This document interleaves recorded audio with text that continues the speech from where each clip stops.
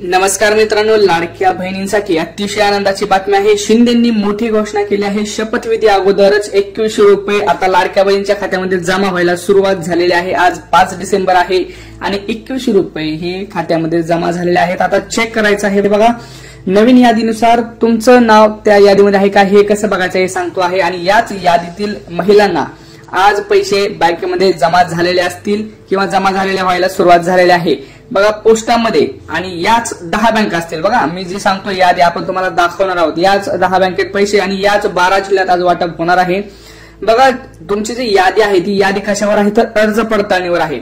आता ह्याच्यामध्ये आपल्याला समोर आलं आहे की अर्ज पडताळणीमध्ये नेमकी प्रक्रिया काय असेल, काय काय चेक केलं जात आहे, घरी येऊन चेक केलं जात आहे का तालुका लेवलवरती का गाव लेवलवरती, बरं हे पडताळणी कोण करणार आहे, त्याची प्रोसेस काय असणार आहे, पूर्ण प्रक्रिया काय असणार आहे हे आपल्याकडे आता नवीनच माहिती आलेली आहे। महत्वाची माहिती आलेली आहे की डेटा मॅचिंग ते क्रॉस चेकिंग लाडकी बहीण योजनेची अर्जाची पडताळणी होणार आणि कशी असेल प्रक्रिया, ही पूर्ण प्रक्रिया बघा आपल्याकडे आलेली आहे।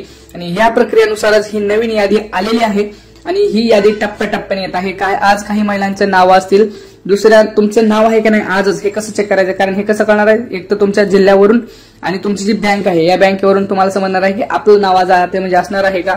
आणि जे नवीन नियम आहेत 3 ते 4 नवीन नियम आलेले, त्या नियमानुसार सुद्धा त्यामध्ये काही बदल झालेले आहेत।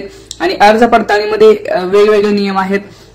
शपथविधी आज तुम्हाला माहिती आहे की 5 वाजता असणार आहे, परंतु त्याच्या अगोदरच लाडक्या बहिणीला दिलेलं वचन हे शिंदे पूर्ण करणार आहेत आणि लाडक्या बहिणींच्या खात्यामध्ये तिथे 2100 रुपये तर जमा होणारच आहेत। या उलट मागचे जे 7500 आहेत ते सुद्धा जमा होण्याची शक्यता आजच आहे, कारण राहिलेले पैसे आणि सोबत 2100 रुपये सगळे पैसे दोन्ही पैसे मिळून महिलांच्या अकाउंटला आज येणार आहेत। त्यामुळे जमा व्हायला सुरुवात झालेली आहे। काही महत्वाची तुम्हाला डिटेल्स मी देणार आहे, व्हिडिओ संपूर्ण बघावे एवढीच नम्र विनंती। बघा आधी आपण बघूया यादी नाव आहे का नाही कसं चेक करायचं, परंतु यादीसाठी काही महत्वाचं तर आहे ते म्हणजे बघा यादी कशाच्या आधारावर येणार आहे तर अर्ज पडताळणी म्हणजे जी कोण पात्र होणार आहे त्याच्यानुसार यादी येणार आहे। आणि काय प्रक्रिया असेल ते आपण थोडक्यात बघूया, म्हणजे तुम्हाला मी सांगतो की ह्या अर्ज पडताळणीनुसार तुमचं नाव असेल का, या जिल्ह्यात जर तुम्ही असाल तर येणार आहे आणि या बँकेत किंवा या पोस्टातच खातं असेल तरच होणार आहे। बरं काही नवीन नियम आहेत ते सुद्धा आपण बघणार आहोत। पहिला आपण बघूया की अर्ज पडताळणीची प्रक्रिया काय असणार आहे, कोण होणार आहे, कोण करणार आहे। बघा लाडकी बहीण योजनेमध्ये आता सगळ्यात महत्वाचं म्हणजे काय तर महायुती सरकारनं तुम्हाला माहिती आहे की राज्यातील नवं सरकार स्थापन झाल्यानंतर लाडकी बहीण योजनेची लाभार्थ्याची काटेकोर तपासणी होणार आहे। सध्या 2 कोटीहून अधिक महिला या योजनेसाठी पात्र आहेत, मात्र केवळ पात्र लाभार्थ्या महिलांनाच पैसे मिळतील याची खात्री करणाऱ्या नव्या सरकारचा भर असेल। अर्जदाराचं कागदपत्र योग्य आहेत की नाही हे तपासणं या पडताळणीचा उद्देश आहे। या योजनेच्या प्रत्येक महिलेची पडताळणी होणार आहे, जेणेकरून अपात्र लाभार्थी महिलांचे नाव यादीतून हटवलं जाईल। बघा मी तुम्हाला हे सांगतो की प्रत्येक महिलेचं अर्ज पडताळणी होणार आहे आणि यादीतून नाव हटवलं जाणार आहे। या योजनेमुळे सरकारच्या तिजोरीवरचा वार्षिक 46,000 कोटीचा बोजा पडत आहे। बघा काही महत्वाचं जे आहेत ते अर्ज पडताळणी लाभार्थ्यांची कागदपत्रे कशी पडताळणी करणार आहेत। बघा उत्पन्नाचा पुरावा, पहिलं तर आता तुम्ही जे म्हणलं की 2.5 लाख रुपये आमचं उत्पन्न आहे आणि तुम्ही फॉर्म भरलाय, पहिला निकष होता की 2.5 लाखापेक्षा जास्त तुमचं फॉर्म उत्पन्न नसावं, तर ते कसं चेक केलं जाते उत्पन्नाचा पुरावा। अर्जदारांनी त्यांच्या कुटुंबाच्या वार्षिक उत्पन्नाची पुष्टी करणारी कागदपत्र सादर करणं आवश्यक असणार आहे, ज्याची मर्यादा वार्षिक 2.5 लाख रुपये असणार आहे।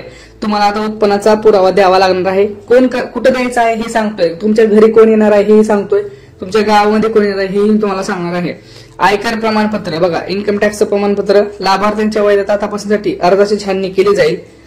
परत सेवानिवृत्ती पेन्शन आणि वाहन मालकी निवृत्ती वेतन प्राप्त करणाऱ्या किंवा 4 चाकी वाहन धारक अर्जदारांना अतिरिक्त छाननीला समोर जावं लागेल, म्हणजे आरटीओ वगैरे सगळं असणार आहे।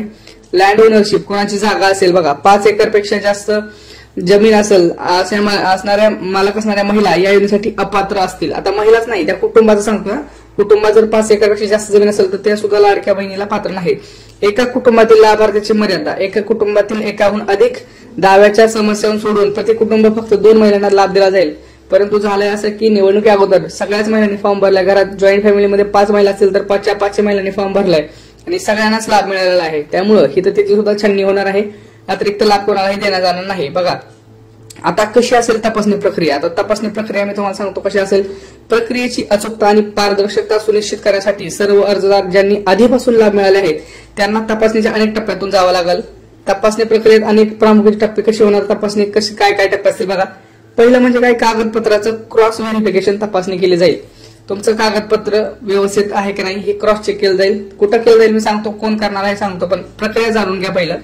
पहिल्या टप्प्यात ओळखीचा पुरावा, उत्पन्नाचा पुरावा आणि अर्जदारांनी सबमिट केलेल्या इतर संबंध कागदपत्रांची पडताळणी केली जाईल. पहिल्यांदा तुमचे जे कागदपत्र तुम्ही डॉक्युमेंट जमा केले ते खरंच ओरिजिनल आहेत का आणि तुम्ही खरंच त्या 2.5 लाख रुपये तुमचं उत्पन्न आहे का, तुमच्या घरी गाडी आहे का, हे सगळं चेक केलं जाईल कागदपत्रानुसार. फील्ड व्हेरिफिकेशन, बघा फील्ड व्हेरिफिकेशन म्हणजे काय, अधिकारी पडताळणी म्हणजे तुमच्या घरी येऊन अधिकारी पडताळणी थेट लाभार्थ्याच्या घरी भेट देतील. मी तुम्हाला ते सांगितलं की घरी भेट देणार आहेत, गाव पातळीवर सुद्धा नाही, गावात तुमच्या येणार, तुमच्या गावातून तुमचं जे घर आहे तिथं बघणार की खरंच बाबा तुमच्या घराला भेट देणार की तुम्हाला खरंच पैसे मिळालेत का, बरोबर का, आणि तुमची खरीच परिस्थिती तशी आहे का. यामध्ये पात्रतेची पुष्टी करण्यासाठी घरोघरी सर्वेक्षणाचा समावेश असू शकतो. घरोघरी जाऊन जसं फॉर्म भरलेले आहेत तसंच ह्याची अर्जाची पडताळणी सुद्धा होणार आहे. डेटा मॅचिंग केलं जाईल. बघा दावे ओळखण्यासाठी सरकारने लाभार्थ्याची डेटाची तुलना अधिकृत डेटाबेस की मतदार याद्या, आयकर रेकॉर्ड आणि आधार लिंक हे केलेलं आहे. म्हणजे डेटा मॅचिंग म्हणजे काय, तुम्ही जे डेटा दिलेला आहे जसं रेशन कार्ड, त्यांच्याकडे ऑलरेडी ऑनलाईन सगळं डेटा आहे. रेशन कार्ड तुम्ही बघताय, तुम्ही ज्यावेळेस रेशन कार्ड काढता त्यावेळेस त्यांच्याकडे सुद्धा डेटा असतो. आधार कार्ड काढता, पॅन कार्ड काढता किंवा बँकचा अकाउंट काढतात, सगळं त्यांच्याकडे आहे. सगळं ते बँकेकडून बँकेचा डेटा घेणार आहेत, आरटीओ कडून आरटीओचा डेटा घेणार आहेत, रेशन कार्ड कडून रेशन कार्डचा डेटा घेणार आहेत. या सगळ्यांकडून ते डेटा घेऊन तुमचं मॅच करणार नाही की तुम्ही जे डॉक्युमेंट दिले आणि हे जे ओरिजिनल डॉक्युमेंट त्यांच्याकडे आहे हे एक तर आहे ना, म्हणजे बरोबर तर आहे ना, दोन्हीमध्ये काही बदल तर नाही ना. म्हणजे तुम्ही दाखवले आहे बँकेमध्ये माझं काहीच नाही, म्हणजे 10,000 आहेत माझं आणि 2.5 लाखाच्या आत उत्पन्न आहे, पण बँकेत तुमच्या 5 लाख रुपये आहेत. तर हे चेक करून कुठेतरी तुम्हाला प्रॉब्लेम तिथं होणार आहे. आता बघा डेटा मॅचिंग झालंय. परत तक्रारी आणि विजल ब्लोईंग म्हणजे हेल्पलाईन, ऑनलाईन पोर्टल किंवा फील्ड एजंटद्वारे कोणत्याही संशयित फसवणुकीच्या क्रियाकल्पाची तक्रार करण्यासाठी सरकार नागरिकांना प्रोत्साहित करेल. स्थानिक नेत्यांचा सहभाग असणार आहे. पडताळणी प्रक्रियेत पारदर्शकता ठेवण्यासाठी स्थानिक निवडून आलेले प्रतिनिधी जसं पंचायत प्रमुख आणि शहरी संस्थांचे न्याय ह्याच्यामध्ये सुद्धा सहभाग आहे. पुढचं म्हणजे कोण करणार आहे तर सूत्रांनी माहिती दिल्यानुसार या प्रक्रियेत राज्य आणि स्थानिक सरकारी अधिकारी, समाज कल्याण संघासह अनेक विभागांचा समावेश असेल. राजकीय जे सरकारी अधिकारी आहेत त्यांचा त्याच्यामध्ये समावेश असणार आहे. समाज कल्याण विभाग असणार आहे, त्याच्यामध्ये महिला कल्याण आणि सामाजिक न्याय पाहणारा विभाग राज्य स्तरावर तपासाचे नेतृत्व करेल. छाननीच्या प्रक्रियेमध्ये उद्देश हे सुनिश्चित करणं आहे की लाभ फक्त त्यांनाच मिळाला ज्यांना खराच हक्क आहे. सरकारचा कल्याणकारी योजनेचा अखंडता राखणं हा देशातील प्रमुख उद्देश आहे. बघा समाज कल्याण विभागातील जे अधिकारी आहेत ते याचा तपास करतील. स्थानिक जे पंचायत समिती लेवलला किंवा ग्रामपंचायत लेवलला नेते आहेत ते सुद्धा करतील. परत सरकारी अधिकारी असतील ते करतील.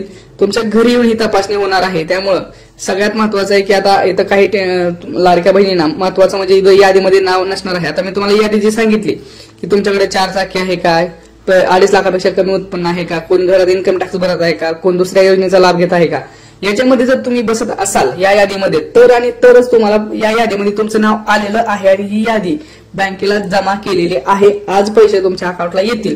परंतु ज्या महिला या यादीमध्ये बसणार नाहीत त्यांना प्रॉब्लेम आहे, त्यांना पैसे मिळणार नाहीत.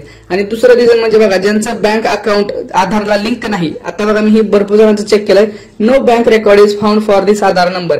मी ज्यावेळेस आधार कार्ड लिंक करा करा करा म्हणून ओरडत होतो त्यावेळेस काही महिलांनी केलं नाही आणि आता सुद्धा अजून केलेलं नाही. खरा पटकन वेळ गेलेला नाही. आज करून घ्या, एका दिवसात होतं. पोस्टामध्ये जाऊन करायचं, एकाच दिवसात होतं आधार लिंक. तर बघा याच्यामुळे काय झालंय, no bank record found for Aadhaar म्हणजे आधार कार्ड अजून लिंक झालेलं नाही, त्यामुळे तुमचं यादीत नाव आलेलं नाही. अशा महिलांना आज पैसे मिळणार नाहीत हे लक्षात घ्यायचंय. त्यामुळे पटकन हे काम करायचं आहे. लाडक्या बहिणींना आधी मी आता प्रक्रिया सांगितली, नाव यादीत कसं असेल हे सांगितलंय. आता आज 21 रुपये सुद्धा पडणार चालू झालेलं आहे. यादीनुसार तुमचं नाव आहे की नाही आता तुम्हाला कळणार आहे. स्वतः मी जे सांगितले स्टेप्स की या नियमांमध्ये बसत असाल, जे नवीन नियम आहेत त्या नियमात बसत असाल तर तुमचं यादीत नाव आहे आणि यादी बँकेला जमा झालेले आहे. पैसे तुमच्या अकाउंटला पडायला सुरुवात होणार आहे आणि झालेले सुद्धा आहे. पोस्टात आणि 10 बँकेत. आता 10 बँका कुठल्या आहेत, आता मी अर्ज पडताळणीची प्रक्रिया कोण करणार हे सगळं सांगितलं. आता आपण बघणार आहोत की 10 बँका कुठल्या आणि 12 जिल्हे कोणते. सगळ्यात बघा महत्वाचं आहे 10 बँका म्हणजे ज्या म्हणजे ऍक्सिस बँक आहे, आयडीएफसी बँक आहे, बँक ऑफ महाराष्ट्र असेल, बँक ऑफ इंडिया असेल, येस बँक असेल. सगळ्यात महत्वाचं म्हणजे आता तुम्हाला काम करायचं, तुमची जी बँक आहे ती कमेंट सेक्शन मध्ये सांगायचे आणि पहिल्यांदा चॅनलला सबस्क्राईब आणि लाईक करायचं. जे लाईक आणि सबस्क्राईब करतील अशाच कमेंटचे उत्तर दिले जातील. बघा निवडणूक आचारसंहितापूर्वी महिलांना जे ऑनलाईन अर्ज केले होते त्याच्यामध्ये काही चुका असतील तर त्या चुका सुद्धा तुम्ही भरून काढण्यासाठी नवीन अर्ज सुद्धा करू शकता. लाभार्थी महिलांना परत एकदा प्रशासनातर्फे नवीन अर्ज भरण्याची संधी सुद्धा तिथे देण्यात येत आहे. त्यामुळं तुमचं जे आधार कार्ड आहे पहिली गोष्ट तर ते बँकेला लिंक करून घ्या आणि तुमचं मी ज्या लिस्ट सांगितलं आता union bank, bank of India, bank of Maharashtra, SBI, axis bank, HDFC, ICICI अशा प्रमुख 10 ते 12 बँकेमध्येच आज पैसे येणार आहेत. पहिली गोष्ट तर तुम्हाला आधार कार्ड लिंकिंग करून घ्यायचं आहे आजच बँकेमध्ये जाऊन. काही महिलांचे अकाउंट ब्लॉक झालेले आहेत, ते ब्लॉक अकाउंट चालू करून घ्यायचे आहेत, कारण प्रॉब्लेम येत आहे मित्रांनो. अकाउंट बंद असल्यामुळे प्रॉब्लेम येत आहेत आणि तुम्हाला ते अकाउंट चालू करून घ्यायचे आहेत. अशा महिलांना आज पैसे अकाउंटला जमा झालेले आहेत, जमा सुरुवात होत आहे आणि म्हणजे जमा काही महिलांची जी यादी आहे बघा, यादीमध्ये जे असतील त्यांना पैसे वाटप सुरू झालेलं आहे. आणि ज्यांना अजून भेटलं नाही म्हणजे तुम्ही अजून यादीमध्ये आलेले नाहीत, तुम्हाला तुमचं जे पोस्टचं खातं आहे ते सुद्धा चेक करायचं, कारण पोस्ट सुद्धा पैसे पडलेले नाहीत. काहीच महिलांच्या पोस्टात पैसे पडलेले आहेत, तर पोस्ट सुद्धा अकाउंट भरपूर जणांचं बंद झालेलं आहे. ज्यांचं चालू आहे त्यांना पैसे मिळालेले आहेत. आता कुठल्या जिल्ह्यात आहेत बघा, आपण बघणार आहोत. आज जर आपण बघितलं तर प्रामुख्याने आपण बघितलं तर लातूर, सोलापूर, छत्रपती संभाजीनगर, धाराशिव, अहमदनगर, मुंबई उपनगर. इकडे जर बघितलं तर आपण सगळ्यात महत्वाचं म्हणजे चंद्रपूर, अमरावती, नागपूर, अकोला अशा जिल्ह्यांमध्ये, बुलढाणा इकडे आज पैसे मिळणार आहेत. नाशिकमध्ये धुळे सुद्धा मिळणार आहेत. तर सगळ्यात प्रामुख्याने हे जिल्हे असणार आहेत आज. आणि तुमचा जिल्हा कोणता आहे हा कमेंट सेक्शन मध्ये कमेंट करा, म्हणजे मी तुम्हाला कमेंटमध्ये सांगेल की तुमच्या जिल्ह्यात आज पैसे येणार आहेत का. तुम्हाला 3 महत्वाचे काम करायचे आहेत. पहिलं तर एक तुम्ही नियमांमध्ये बसत आहे का हे सांगायचंय, दुसरं म्हणजे तुमची बँक कोणती आहे हे सांगायचंय, तुमचा फॉर्म अप्रूव्ड आहे का हे सांगायचंय, आणि तुमचा जिल्हा कोणता आहे. म्हणजे तुम्हाला मी करेक्ट सांगणार की तुम्हाला पैसे येणार का नाही, तुम्हाला यादीत तुमचं नाव असणार आहे का नाही हे लगेच सांगून टाकणार आहे. त्यामुळे हे पहिलं काम करायचं आणि त्यासाठी चॅनलला सबस्क्राईब असणं गरजेचं आहे. सबस्क्राईब, आणि जे लोक कमेंट करतात पण त्यांना रिप्लाय भेटत नाही याचं कारण म्हणजे तुम्ही चॅनलला सबस्क्राईब केलेलं नसतं आणि व्हिडिओला लाईक, जे व्हिडिओला लाईक आणि सबस्क्राईब करतील, चॅनलला सबस्क्राईब करतील, त्याच कमेंटचे उत्तर दिले जाणार आहे. त्यामुळे आपल्या चॅनलला पहिल्यांदा चॅनलला सबस्क्राईब करा आणि व्हिडिओला लाईक करा आणि हा व्हिडिओ जास्तीत जास्त शेअर करा, कारण जी तुम्हाला मी प्रक्रिया सांगितली आता अर्ज पडताळणीची, घरी कोण येणार आहे, कसं काय, कुठले अधिकारी येणार आहे, तुम्हाला काय करायचं तर बघा. तुम्हाला आधीच सांगतो मी, तुम्हाला उत्पन्नाचा दाखला काढून ठेवायचा, ज्याचा 2.5 लाखापेक्षा कमी उत्पन्न असेल, 4 चाकी जास्त असेल तर 4 चाकी लगेच दुसऱ्याच्या नावावर करून टाका, कारण जुनी असेल तर स्क्रॅपला देऊन टाका. हे 2 महत्वाचे पॉईंट केले ना तुम्हाला पैसे येणार आहेत आणि तुमचा फॉर्म अप्रूव्ह होणार आहे. आता जे 2.5 लाखाचं उत्पन्न काढतील माहिती आहे कसं काढायचं, काय करायचं, सगळे डिटेल तुम्हाला माहिती आहे, उत्पन्न दाखला कसा काढतात वगैरे. तर याच्यामध्ये काय डिटेल माहिती पाहिजे असणार तर तुम्ही अजून कमेंट सेक्शनमध्ये कमेंट करा, मी तुम्हाला नक्की देणार आहे, ज्याच्यामध्ये काही महत्वाचे पॉईंट सुद्धा असू शकतात. तर आज लाडक्या बहिणीला 1500 नाही तर 2100 रुपये खात्यामध्ये यायला सुरुवात झालेली आहे.